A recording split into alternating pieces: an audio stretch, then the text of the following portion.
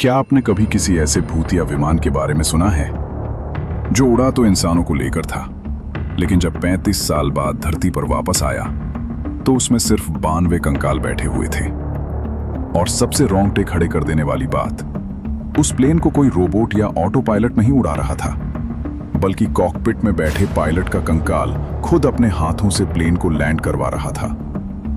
जी हां, 4 सितंबर 1954 को हवा में गायब हुई सैंटियागो फ्लाइट 513 जब 12 अक्टूबर 1989 को अचानक ब्राजील के एक रनवे पर उतरी तो पूरी दुनिया के वैज्ञानिकों और सरकार के होश उड़ गए। राडार खाली था, रेडियो पर सन्नाटा था, लेकिन हवा को चीरता हुआ यह भूतिया प्लेन रनवे पर बिल्कुल परफेक्ट लैंडिंग कर चुका था।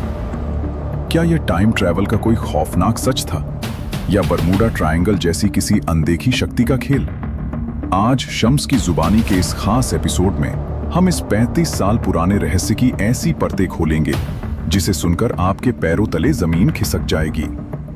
अगर कमजोर दिल के हैं तो इस वीडियो को अभी छोड़ दीजिए, क्योंकि आज सच बहुत भयानक होने वाला है। चलिए चलते हैं इतिहास के पन्नों में पीछे। साल 1954 में तारीख थी 4 सितंबर। जर्मनी के आखेन शहर से एक आलीशान प्लेन उड़ान भरता है, सैंटियागो फ्लाइट 513। इस प्लेन में कुल 88 यात्री और 4 क्रू मेंबर्स सवार थे, यानी कुल 92 लोग। इस फ्लाइट का रास्ता था अटलांटिक महासागर के ऊपर से होते हुए सीधे ब्राजील के पोर्टो अलेग्रे एयरपोर्ट पर लैंड करना। शुरुआत में सब कुछ बिल्कुल नॉर्मल था। मौसम की रिपोर्ट ठीक थी। Pilot captain Miguel Victor Curie एक बेहद अनुभवी पायलट थे। प्लेन आसमान की ऊंचाइयों को छूता है और बादलों में गुम हो जाता है। उड़ान भरने के कुछ घंटों बाद अटलांटिक महासागर के ऊपर से गुजरते वक्त अचानक इस प्लेन का संपर्क एटीसी से टूट जाता है। रेडियो पर सिर्फ सन्नाटा छा जाता है। ब्राजील का एयरपोर्ट इंतजार करता रहा, पर फ्लाइट 513 नहीं आई। रेस्क्यू टीमों को भेजा गया, अटलांटिक महासागर का कोना कोना छाना गया, पर ना तो कोई तेल की बूंद मिली, ना प्लेन का मलबा और ना ही किसी यात्री का कोई सुराग। ऐसा लगा जैसे आसमान ने उस विशाल प्लेन को जिंदा निगल लिया हो।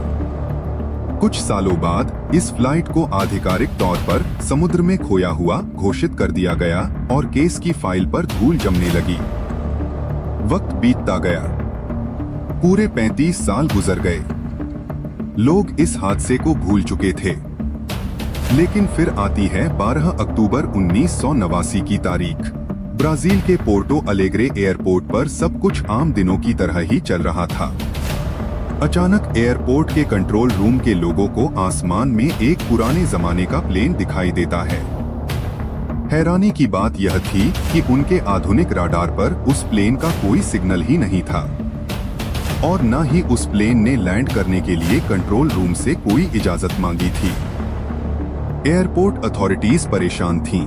वह पुराना प्लेन बिना किसी मदद के बिल्कुल परफेक्ट तरीके से रनवे पर लैंड करता है और एक जगह आकर रुक जाता है।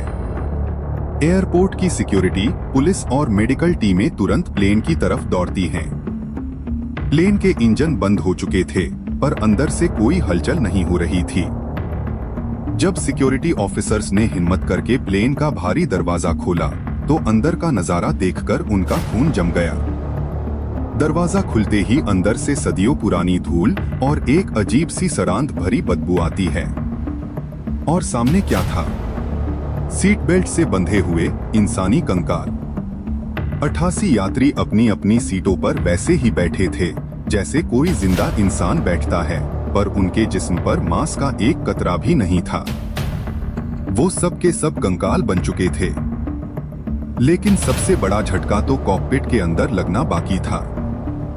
जब जांच टीम कॉकपिट के अंदर दाखिल हुई तो उन्होंने देखा कि कैप्टन मिगुएल विक्टर क्यूरी का कंकाल पायलट सीट पर बैठा था और उसके कंकाल वाले हाथ अब भी प्लेन के कंट्रोल्स को मजबूती से थामे हुए थे।